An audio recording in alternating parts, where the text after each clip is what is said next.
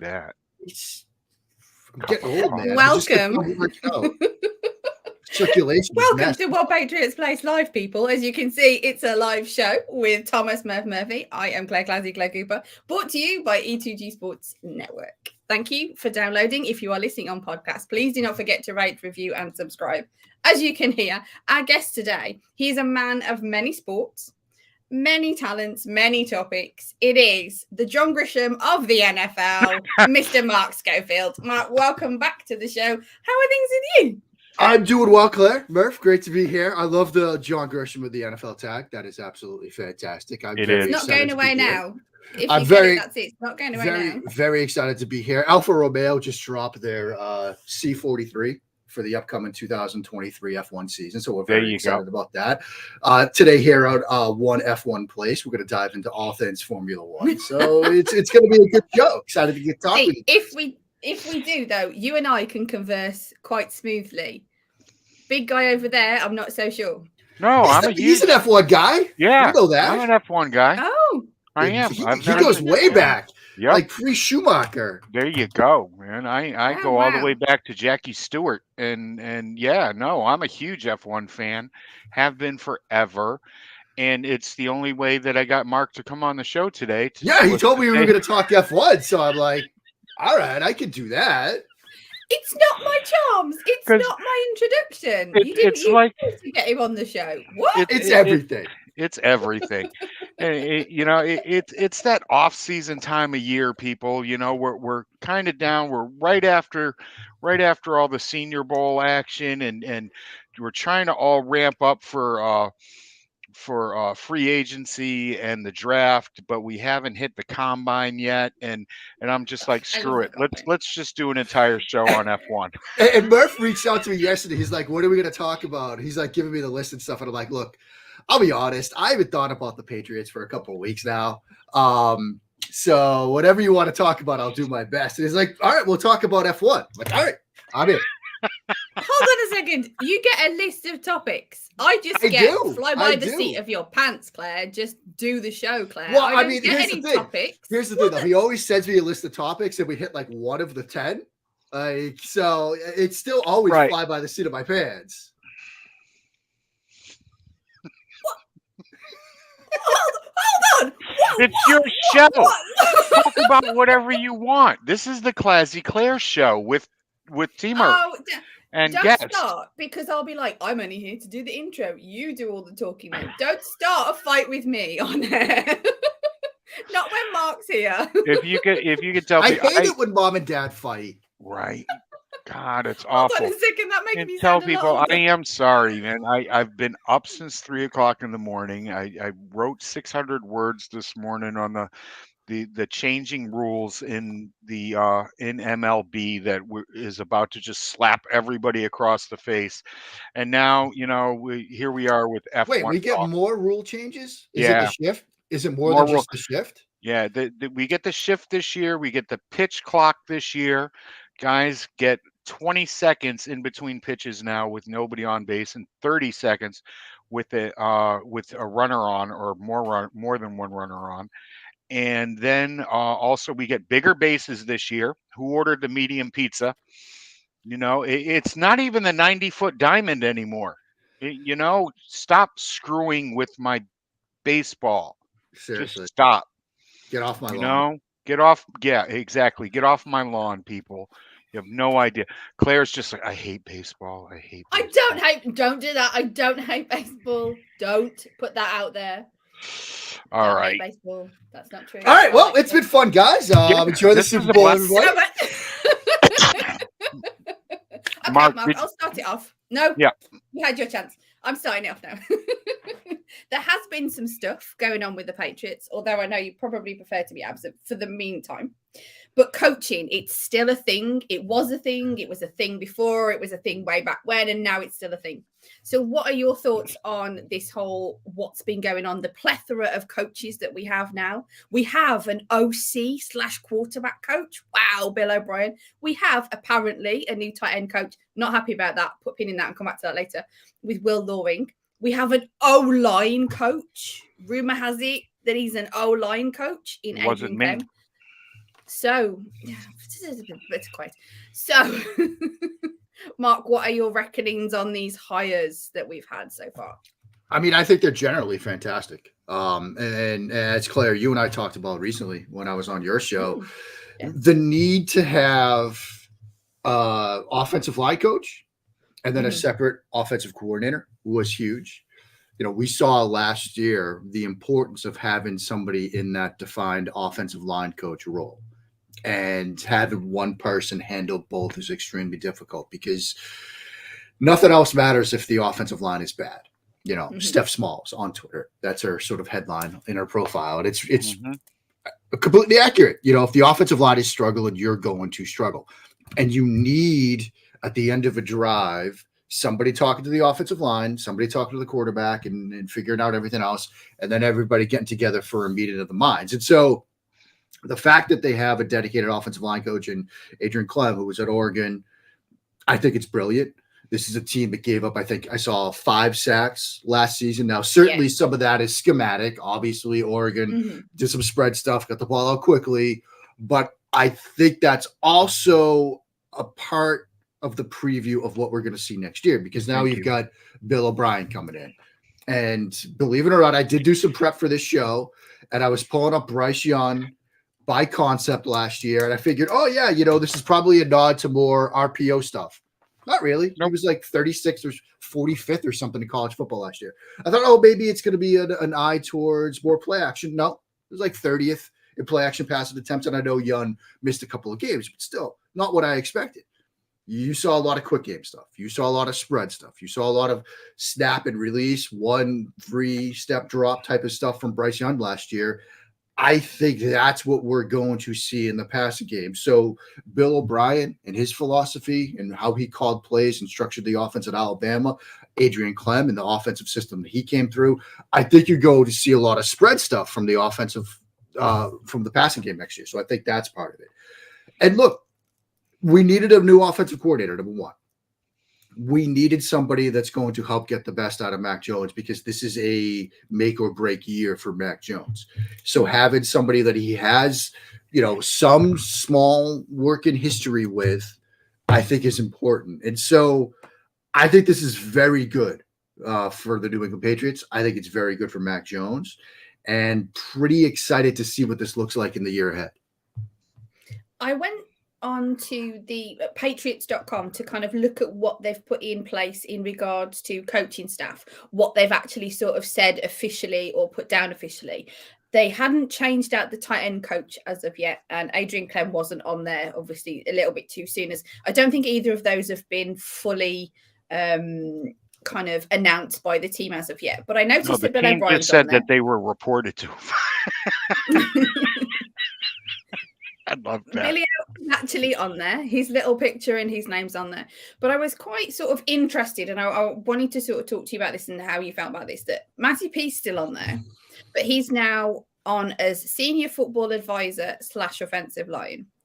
And Joe Judge is still on there as an offensive assistant / quarterbacks.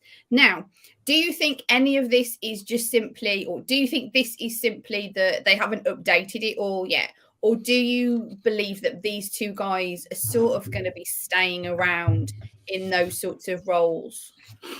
I mean, I think they'll be tweaked. It wouldn't surprise me if both are back in some capacity. It wouldn't surprise me if Patricia is, you know, an advisor / more of a front office personnel type of role. And see, Judge, Patricia, yeah, it's the sorry to talk. I mean, the Patricia, yeah, I fully agree. But the Joe Judge thing, that when that report came out, and just the sort of, no, it was the article that Karen and Andrew Callahan did for the Boston Herald and it really painted Joe Judge in a not very good light, not very good with the team. He didn't really it just didn't sound good. So I've got to admit, I'm surprised that they haven't sort of tweaked that on there to say that maybe he's not being fired, and that's fair enough, but he's being moved away from the team. Yeah, I mean, Judge, I think, is the more interesting part of this, you know, because of obviously the article that you're referring to, the Herald article was a fantastic piece of reporting. And, you know, I think there's a lot of questions and concerns about any potential role a Judge might have, especially when you see that quarterback's coach sort of tag next to his name. I'd be very surprised if that remains. It wouldn't surprise me if he get moved into maybe even an advisor on the defensive side of the ball or special teams or somewhere away from the offense, because Bill O'Brien's going to want to do things his way. I mean, we know that about Bill O'Brien, and he's going to want to have that sort of de facto quarterback coach role. And so I think that's the direction this tends to go. I think you might see Judge in more of a different role with a different unit. You might see Patricia more as he might still be an advisor to the offensive line, but he might also have more of a front office personnel type tag to his name as well. But why is Cam McCord still on this coaching staff?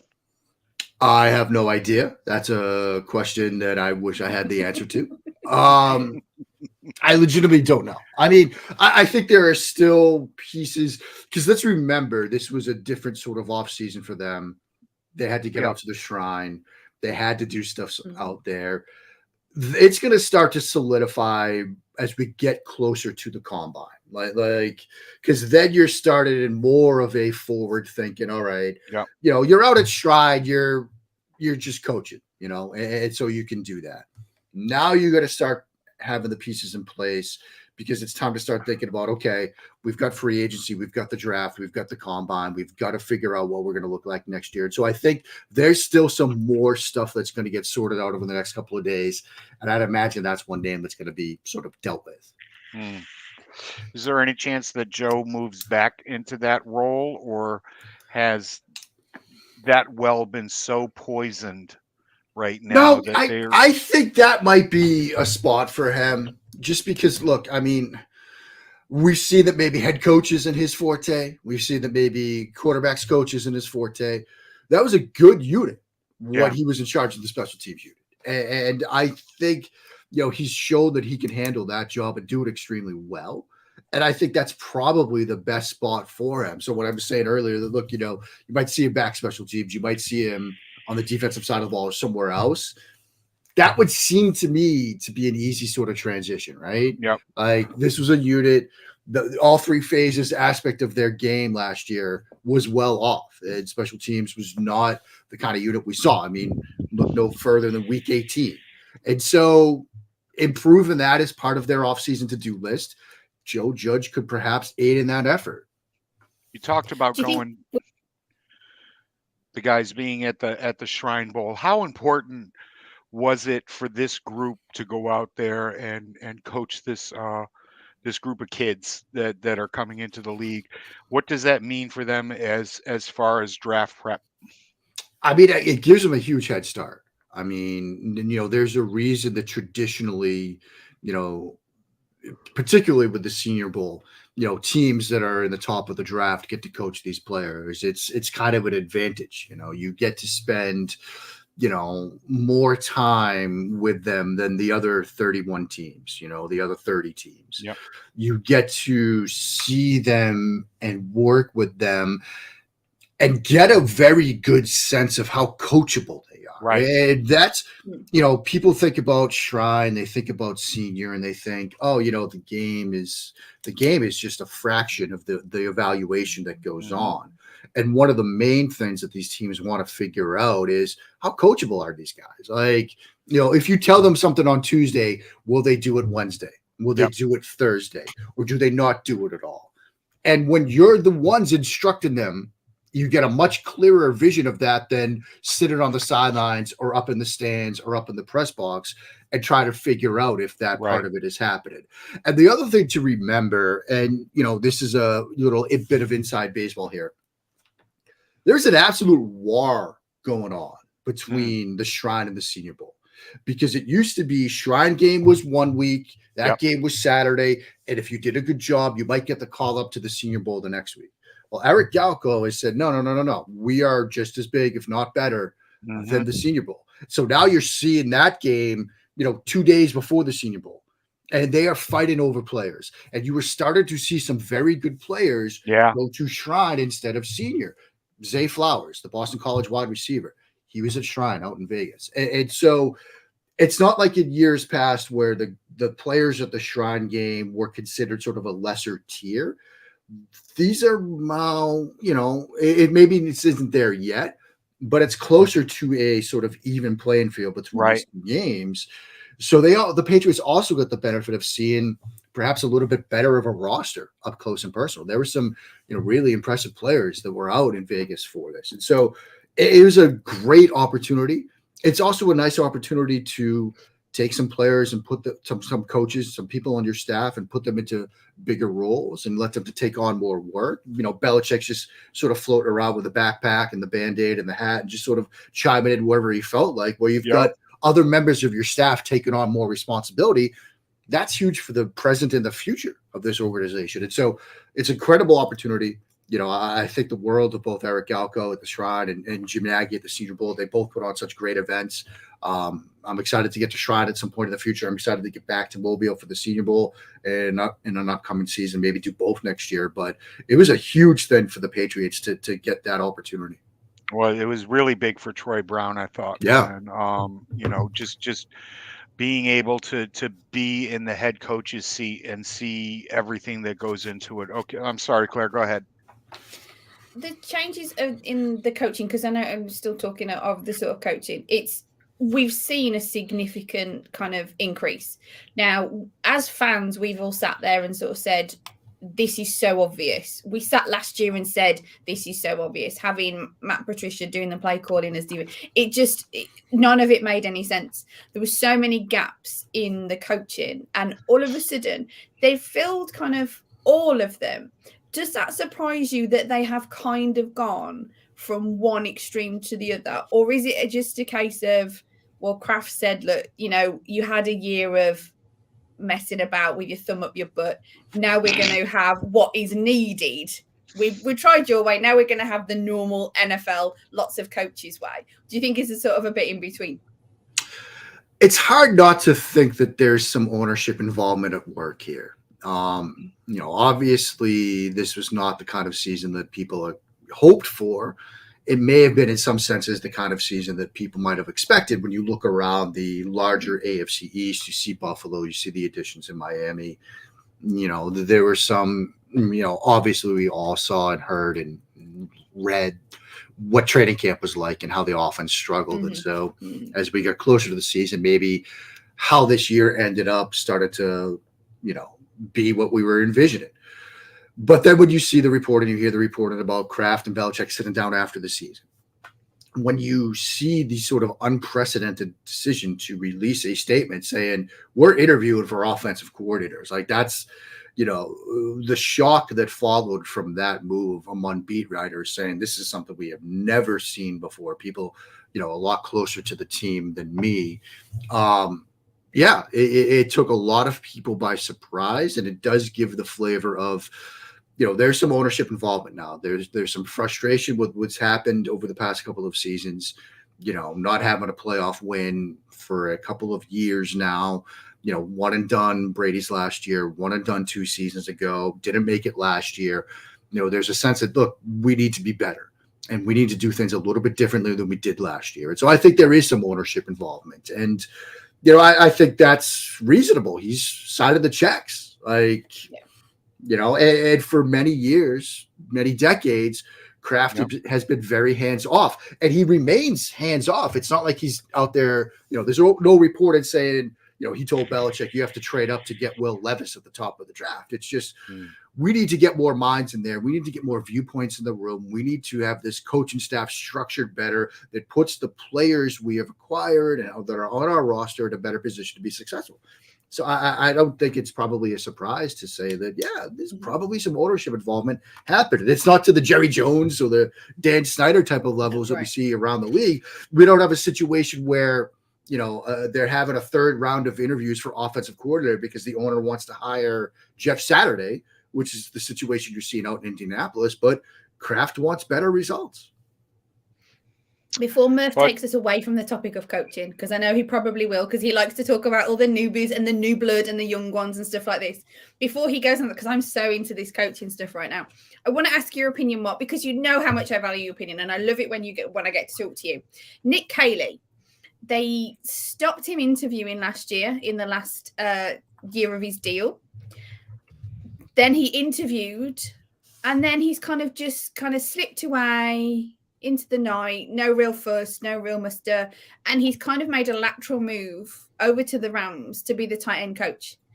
Any sort of comments, opinions on that? Because to me, it just seems a little bit weird. I was championing for him to have a promotion. I wanted him to stay in, even if he wasn't the tight end coach, because he wanted more money, he wanted an uprising. I get it. He's one of the sort of veterans, loose sense of the word, because he's one of the few members of staff that had been there for more than just a handful of years.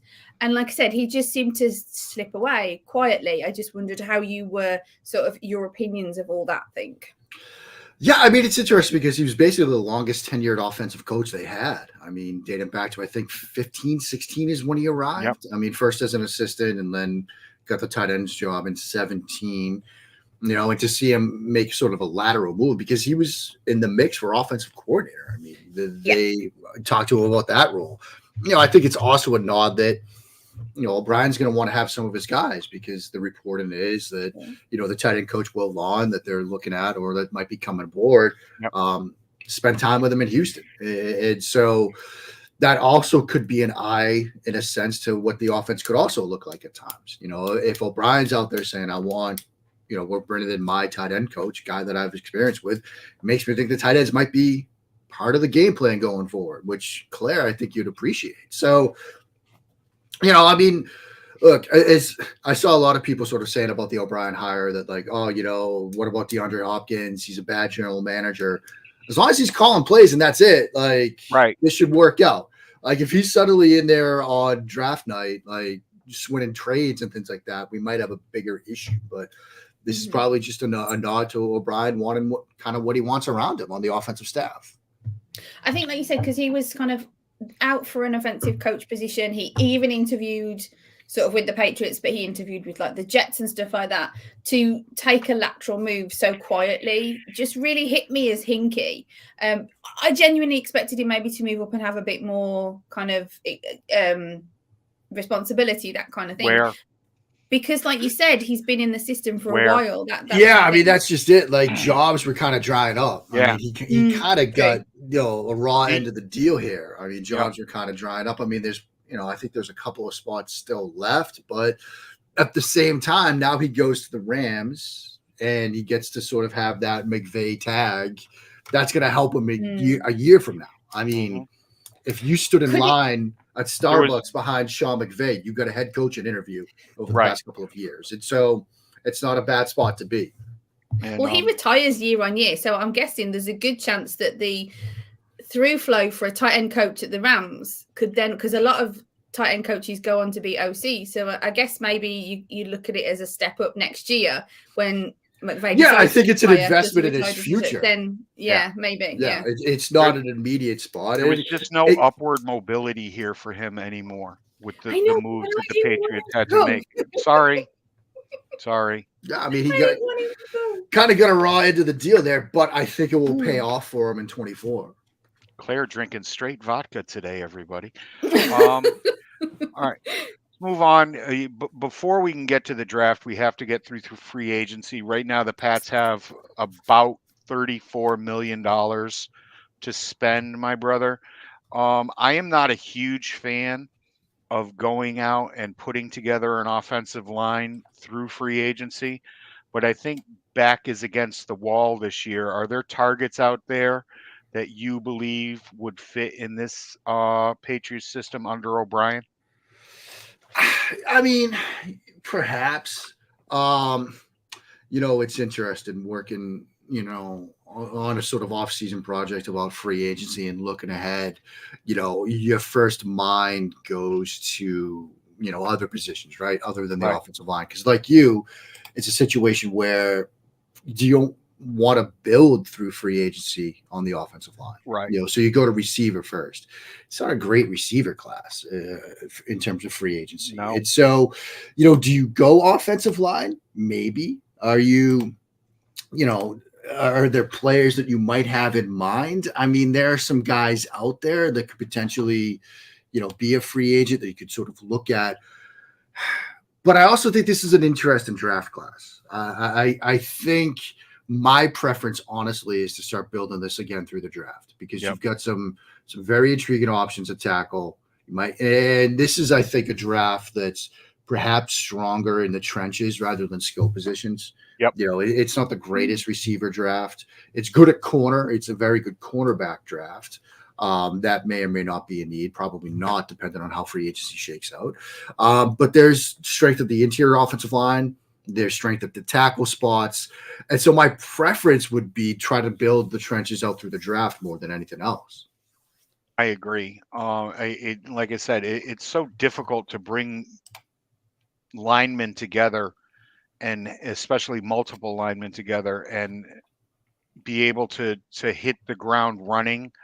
But then again, this is a very young free agent class on the offensive line. Orlando Brown is only 26 years old. I think McGlinchey is 28. And I would really love to see the Pats try to bring one of them in to solidify, one side or the other. I think McGlinchey could fit right in at right tackle,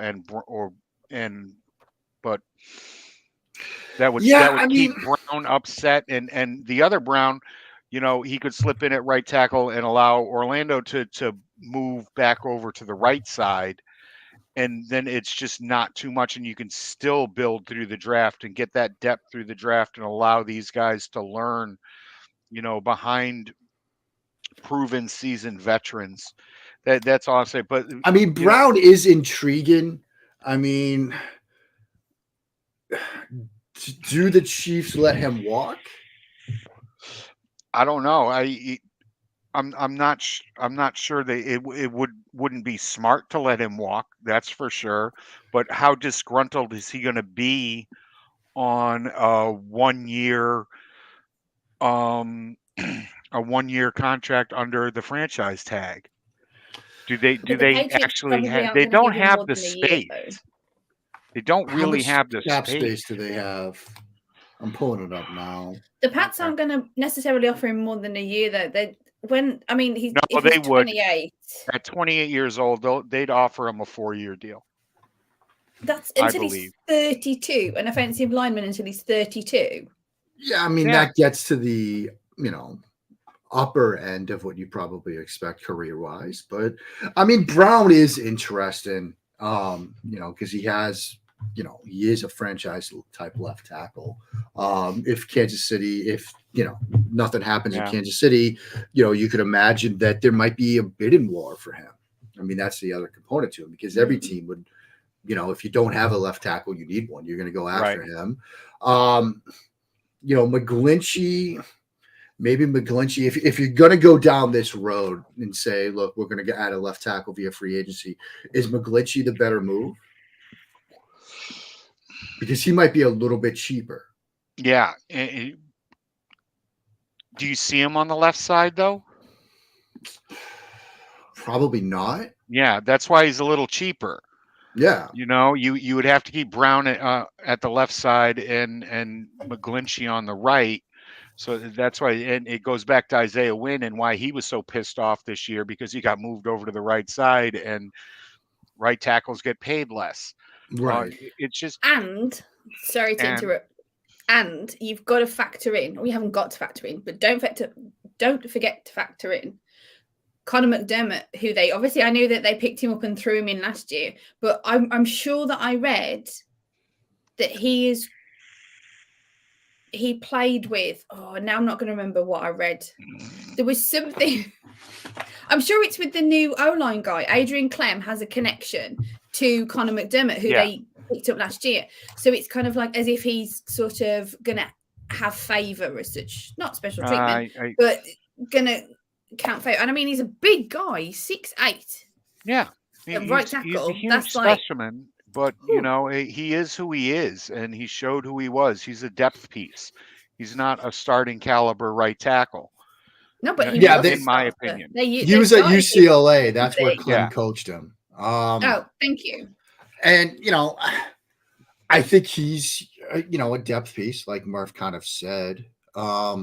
if you go the McGlinchey route, McDermott's your backup right tackle, swing tackle, and then you've got Trent Brown at left tackle. It might be a little bit cheaper, but maybe you decide that, look, this is the year, given what we saw from this offensive line last year and the struggles, that why not take the swing? If we've got to go, 18 million per for Orlando Brown or something even beyond that, then you do it, because the offensive line was bad. And we have to figure out, it's the phrase I use all the time. We have to get our best five in front of the quarterback. If your best five is, Orlando Brown at left tackle and Trent Brown at right, okay, then you do it. Would you be surprised if they dropped all that capital and then they still went for a tackle in the first round? I mean, at that point, yeah, I would.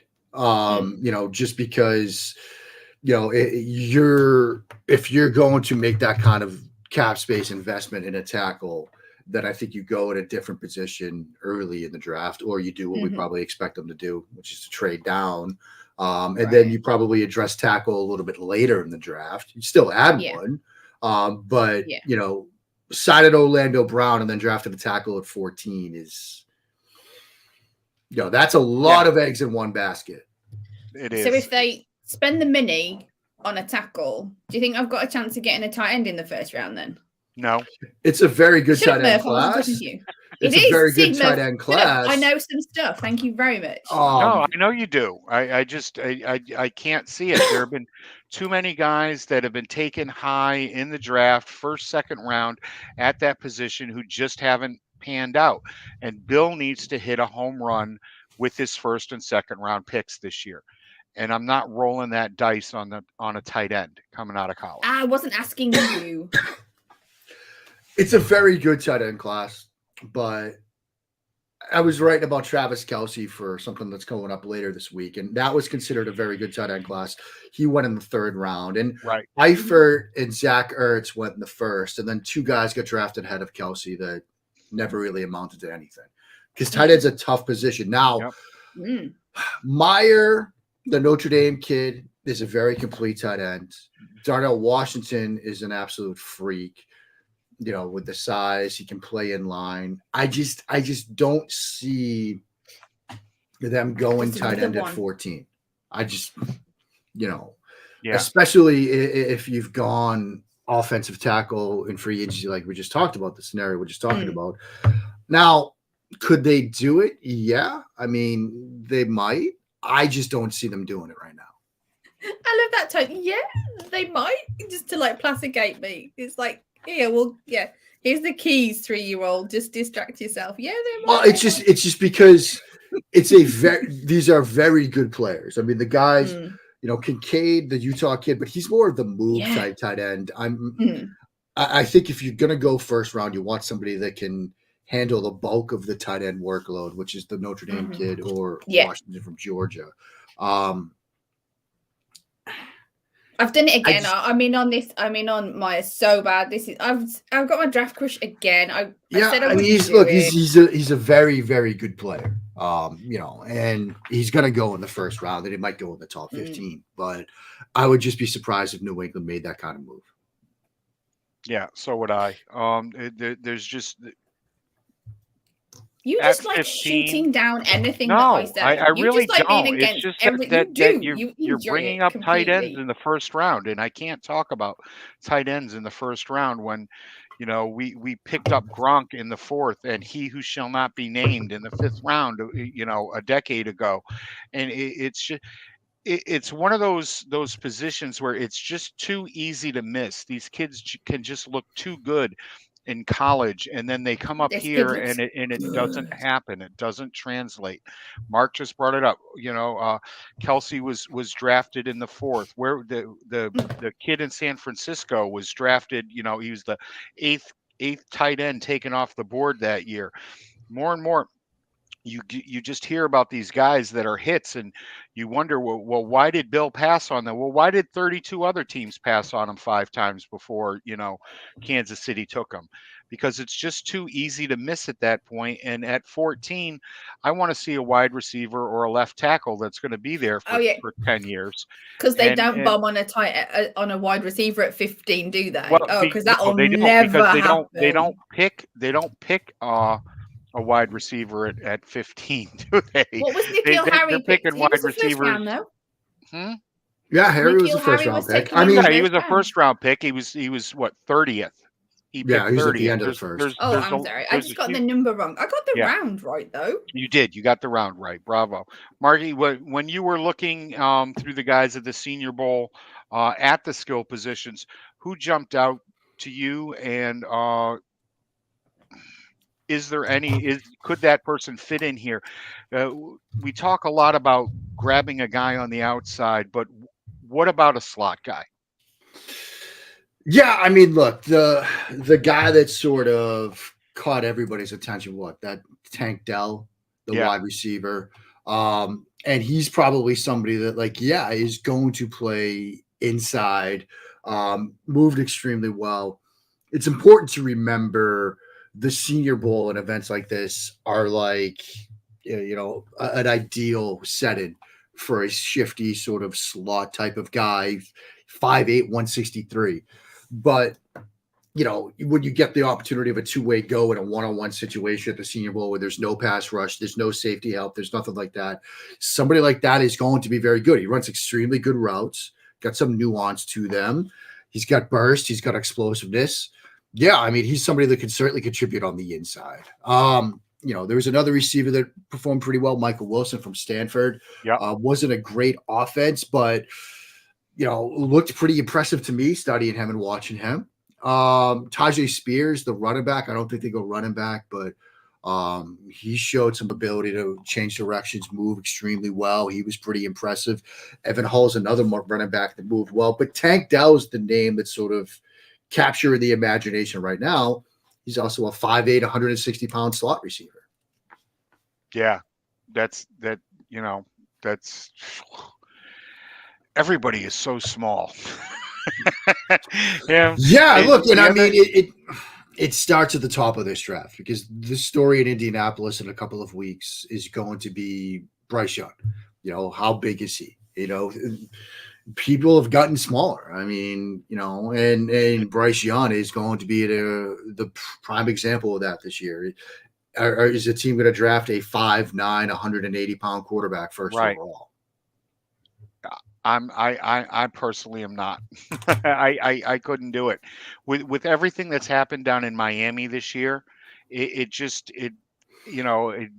in also out in Arizona. I just the smaller guys are just they're not built for this. They're really not built for it. They're not built for the punishment. And it's fine if you're playing in the Pro Bowl and somebody's just ripping a flag off of you. But when you put the boots on the ground, it's just too scary, especially with what? He's never hiked your promises. Please just. Oh no, I love it. Lose it now. I love it. So, Murph has it against it. Actually, I'm surprised you're not giving me grief for having against the small guys because I like smash mouth football. I do. I like big guys, powerful, just pulverizing. Mark, and you said that quarterback can just squish. You said that you didn't think that the Patriots would go running back, and I'm sure that you meant early. Yeah. Last year with the problems that they had with depth, and we saw how much Ramondre Stevenson broke down during the year. Do you think that they could take another flyer on somebody in the middle rounds? Yeah, I mean, that's what I meant. I don't think they go running back early. I'd be surprised if teams go running back early. I mean, we're looking at Bijan Robinson as perhaps one of the best players in this draft, but most mock drafts have him coming off the board at the end of the first round. Just the position is valued differently. I mean, I do think that, they'll probably add a running back at some point later in the first round. I mean, no, later in the draft, not the first round. Spears is interesting. Hall is interesting. The two guys that I just sort of mentioned there. Speaking of tiny people, before we get into that, what do you think of my man Deuce Vaughn? He's fit again. What is he? 5'5"? I mean, very small. Wait, what? But you watch him at Kansas State. Incredible change of direction skills. Unbelievable. moves extremely well. Yes, he's 5'5". He's, you're going to see some perhaps contested catch situation and things like that because of his stature, but he runs the ball well, whether it's between the tackles or to the edges. Obviously in the NFL, he's probably a better fit for more outside zone, wide zone, stuff like that than anything else. But he's certainly going to get drafted probably on day 2, even though he's 5'5". Right. He's like this much taller than me. Yeah. He is. Wow. He is. Wow. But you should see him. It is almost like looking at a tiny James White, if you can think of a tinier James White. Yeah. And I just, I just have wheel routes in my head and watching what this kid does in space once he gets in the open field. We talked about how the smaller guys aren't built for this, but this kid doesn't get touched. No. I mean, he doesn't get touched. He gets the ball and he's 15 yards down the line, and the only person that makes a play on him is a free safety. Because shifty, change of direction skills, so like checks a lot of boxes that you want. And then sorry. No, by all means. So Mark, where are we drafting? If we're gonna talk crazy draft stuff, where are we drafting a punter, Mark? Let's see. We need one. Sorry, they need one. It seems that they need one as much as I absolutely looking at their picks Bailey. right now. Belichick usually pulls the trigger on that somewhere in the 4th round. So maybe their comp pick at the end of the 4th at 136. But that's usually the point of the draft where Belichick says, all right, everybody, I know you've all been studying day 3 and UDFA types for the past year of your lives. Right. It's time to go home. I'm drafting a punter. Yeah, screw this. You go home. Yeah. That's what he usually does it. So, yeah, I mean, one of those 3 picks they have right now, I'm looking at it. They got one at 108 from the Rams. They got their own at 118. And then the 4th round comp pick, which is projected to be at 136. That's where they're drafted a punter. I like that number. I'm going to write that down. That's going to be the number for a punter. I think they're going to take a kicker there. I'm not sure if it's going to be a punter, but I think it's going to be the MVP of said the Maryland Shrine kid? Bowl. No. The Michigan kid. Oh, the Michigan kid. Moody. Oh, yeah. Don't look at me. I like the Maryland kicker. Do you? Yeah. Yeah. He's got some serious leg there. I think he had a couple from 50 plus this year. Yeah. He had one at Michigan too. He had one at Michigan too. Michigan. Yeah. While we're talking crazy draft ones, do you reckon, Mark, that bringing the fullback is necessary? Because there's a fullback in the draft who looks kind of good. What are we thinking? I mean, I doubt it. Just because of O'Brien's offensive philosophy. I'd be surprised if they go fullback. Given the stuff we talked about earlier, given how it looks like this might be more of a spread type system than anything else, I'd be surprised if they go fullback. They seem to miss it so badly last year, or this year, whatever year you want to call it. Right. It just seems like it was kind of an absence that was a big deal. And I know that there's a kid in the draft who's you don't see fullbacks in the draft very much because it's not something that many use. But I mean, it's a position that if they do really well in that position, there's guys whose names you remember because they were so good. Well, that's I just think under O'Brien and given what we expect this offense to look like, you might see one signed as a UDFA, but I just don't think that they're, I mean, maybe way at the end of the draft, maybe, but I think it's much more likely it's a UDFA type situation. It just doesn't seem like it's UDFA though. What's that? Jack Coletto, he's not going to go UDFA. Do you think? No, he'll probably get drafted. Yeah. I've got to throw this in. Sorry, Claire can punt the ball whilst also acting as assistant. Absolutely, 100%. Thank you, Chris. I'm not very good at kicking. I'm much better at throwing. I very much appreciate it, but my arms are better than my legs. Basically, I'm better at. I wouldn't mind seeing the Patriots draft Hunter Lemke, but I just don't see it happening with O'Brien back under. Mark hit on it. It's going to be more spread out. It's going to be more geared to what Mac does. I think if Bill had Mac last year at Alabama, it would have been a much different situation there. Yeah. I don't think the Bama quarterback was the right quarterback for Bill O'Brien, where I think Mac Jones is. I really do. Mark, how much do you think? There's been a lot said about how much stunting of Mac Jones's growth happened last year. I'm not somebody that subscribes to that. I think it was a difficult season for him. I think in the long run he's going to be better for it. I don't really think it stunted his growth as a quarterback. Do you? I don't think it helped. Look, we've seen that consistency around the young quarterback is critical to their development. I mean, we're going to see on Sunday Jalen Hurts playing a Super Bowl in his third year. He finally got 2 seasons in a row with the same offensive coordinator and the same head coach. And you saw the difference it made. We saw the development from Josh Allen with Brian Daboll around him for the first 3 or 4 years of his career. And so, having a new play caller, a new offensive philosophy, new protection calls, and all sorts of changes in his year 2 wasn't the best environment for a quarterback to develop. Now, there are certainly things that Mac Jones himself could have been better at. Getting hurt didn't help. The inconsistency around him didn't help.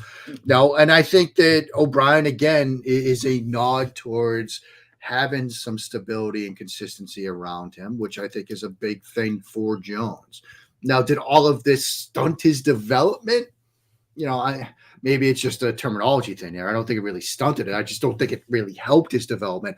I don't think it put him in the best position to develop in year 2 the way we would have liked to have seen him develop. All right, but going forward, I find it hard to believe that it's going to limit him in going forward. It was what he was able to do well last year is what he's going to be running this season, I think. Yeah, I mean, fair. My biggest frustration with Patricia, and I know that it's such an easy thing to say, is the lack of play action. And I know that, on a game-to-game basis, the numbers were rather similar. It's just overall, when you're seeing quarterbacks that played in 5 fewer games than him attempt more play action throws, that's a head scratcher. When you see that one of the few things that he did, his adjusted completion percentage when using play action last year was top 5 in the league. It was one of the few things where Mac Jones was putting up elite numbers. You do more of it. You find more of that. And so, I think that there were certainly things that they could have done better to put him in a better situation. It's just there are a lot of breakdowns philosophically, coaching wise, roster construction wise, execution on the field wise. It was a bad year on the offensive side of the ball. There were things that they could have done better. There are frustrations that I and many others had about this offense last year that we hope to get rectified in 23. And I think the ultimate thing for O'Brien is find out what he does well, what Mac Jones does really well, and then make sure that you do more of that next year. Gotcha. Mind taking a couple of questions from the chat room? Yeah, go for it. All right. Chris Godwin has a good one up here.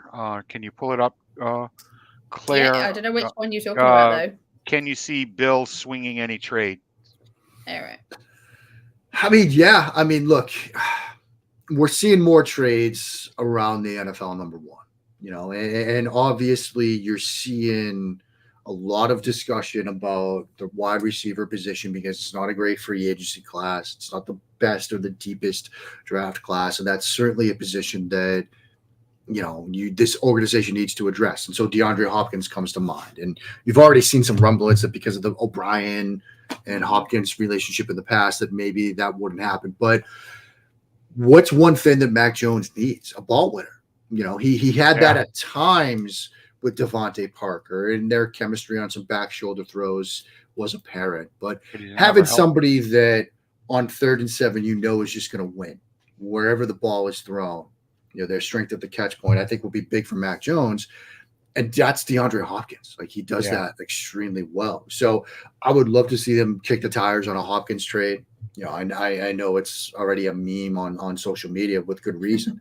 But yeah, I think you're going to see some trades this year. You know, we see trades obviously every year, but I think the league has gotten more open to the idea of trades. We've seen more trades the past couple of years. We saw trades at the trade deadline. The NFL trade deadline is becoming a bit more of a thing than it had been in years past, which is interesting to track as well. So yeah, I'd expect to see some trades this year. Sure.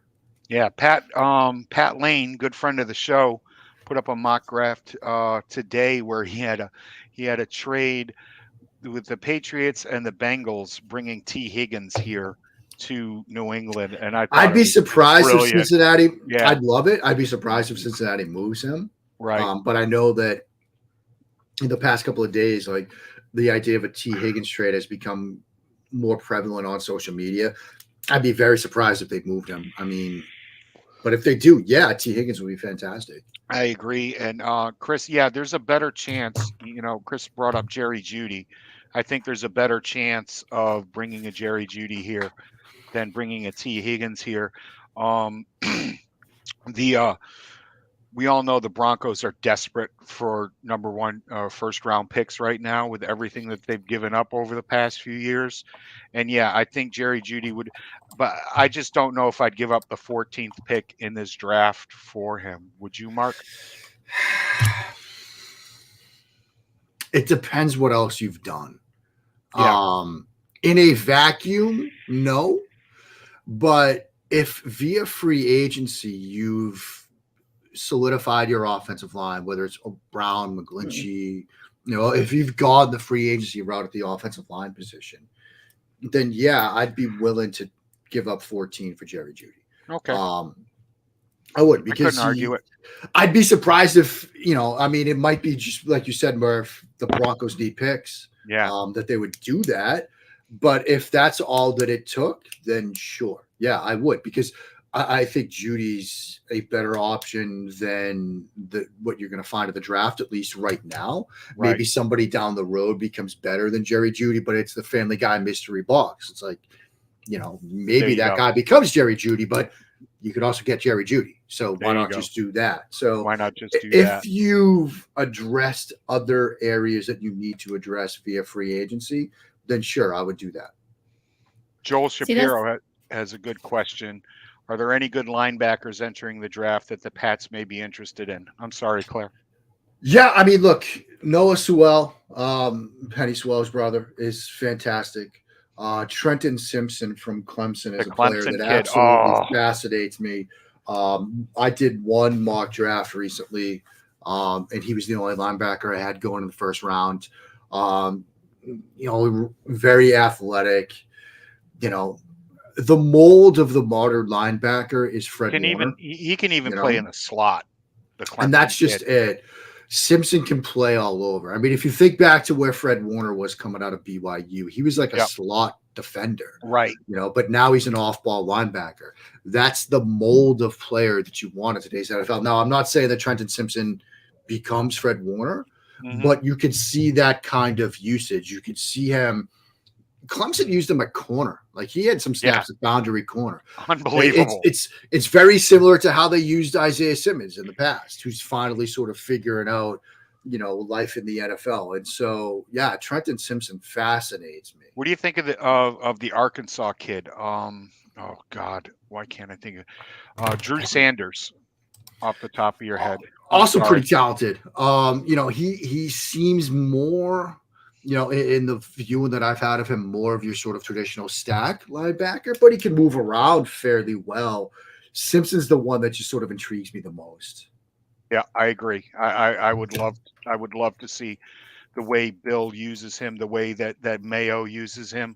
Yeah, I got to start saying Mayo more often. Yeah, I really do, because he's really taken over there. I'm sorry, Claire. Go ahead. No, that's fine. You were talking draft. That's fine. I just wanted to get some of those great questions in here. Was that all? Is that all of them? Okay. Oh, me. Okay. You were talking about Matt Jones having some consistency a little bit before we discussed the draft. And I know obviously this loops background, but I wanted to ask you about Jacoby Myers. Now, this is a very kind of 50-50 split when it comes to Pat's Nation, because I know there's a lot of people that love Jacoby, so want him back. And there's a lot of people that just believe that the money's just not going to be there. It's just going to be too expensive. I had a look at his stats just for the sake of it. Now, I know that figures are only really part of the sort of the diagram, the showing of what it is. But in 2022, he played 14 games. He had 93 targets and 67 receptions for 803 yards and 6 touchdowns. But in 2021, he played 17 games with 121 targets, 83 receptions, 866 yards and 2 touchdowns. So obviously with the touchdowns is a little bit, the stats are a bit different, but he wasn't really utilised looking at those numbers, much less in 22 than he was in 21. So what are your thoughts on Jacoby? Do you think he is just going to be too expensive? Or do you think it is worth working something out to keep some consistency, to maintain somebody that we know Mac Jones has kind of got a link to? I very much want him back. Because I think Jacoby Myers sort of fits the mold of the modern slot receiver. You know, in years past, slot receivers looked like tanked out, right? 5'8", 160, short, shifty. But you're asking more of slot receivers in today's NFL and in New England's offense from a blocking standpoint, you know, and that's part of it. And I know people are going to say you pay receivers to catch, not block, but in today's NFL, to some of the concepts that the Patriots run. This is not just a Shanahan-McVay offensive system. It's a, you know, if you're running crack toss, you need somebody to block well. He does that. And so I want to see him. I want to see him back. Here's the thing, though. He's probably going to be too expensive.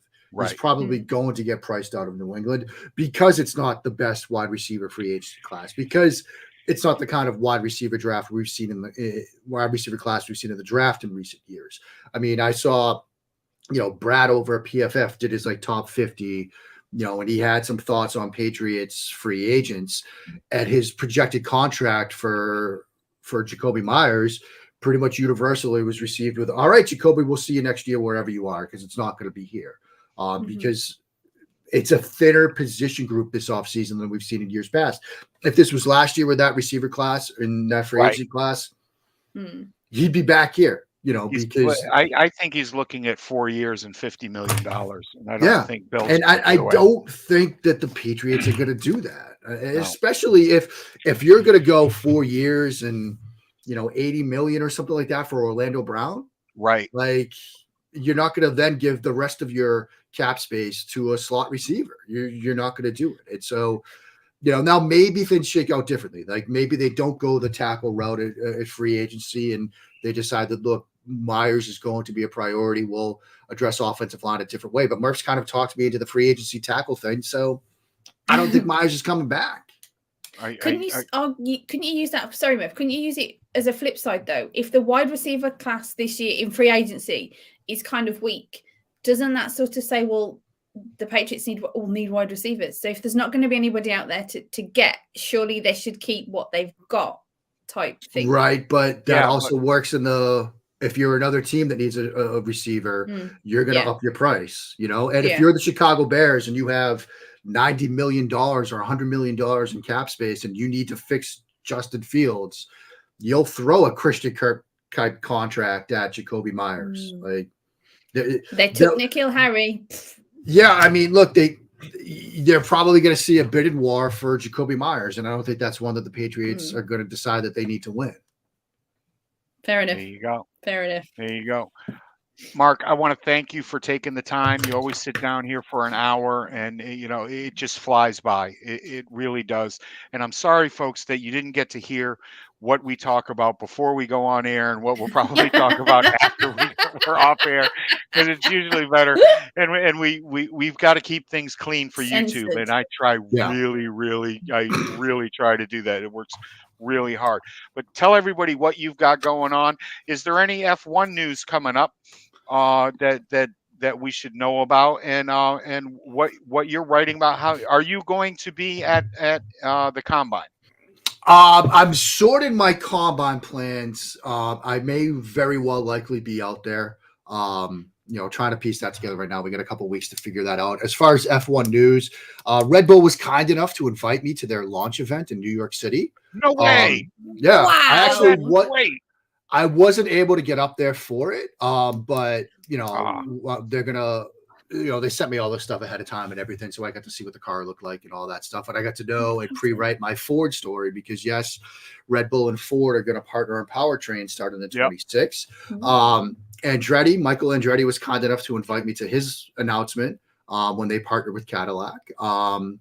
So yeah, F1's looking to expand to 12 teams by 26, which should be fun to see. Alfa Romeo launched their new car this morning, like we talked about earlier. We got who else gets this week? Alpha Tauri, they go Saturday, and then next week the rest of the teams go. Aston Martin, McLaren on Monday, Ferrari Tuesday, Mercedes and Silver Arrows on Wednesday, and Alpine closes it out on Thursday. So that'll be a fun week next week. So I love this. Some Patriots fan has just logged in very, very quickly at the end going, wait, what? Aston Martin? Yeah. A lot of F1 stuff going. But yeah, Red Bull, thanks for the invite. I'll take you guys up on it next time when I get a chance to be up in New York City. But yeah, it was a fun week last week. That's cool. So what do you got going on before the combine hits and things with the ball during?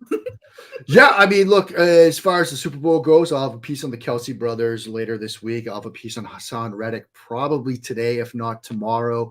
I'm going to be doing some stuff on Andy Reid, including revisiting the Patriots-Eagles Super Bowl back in 2005.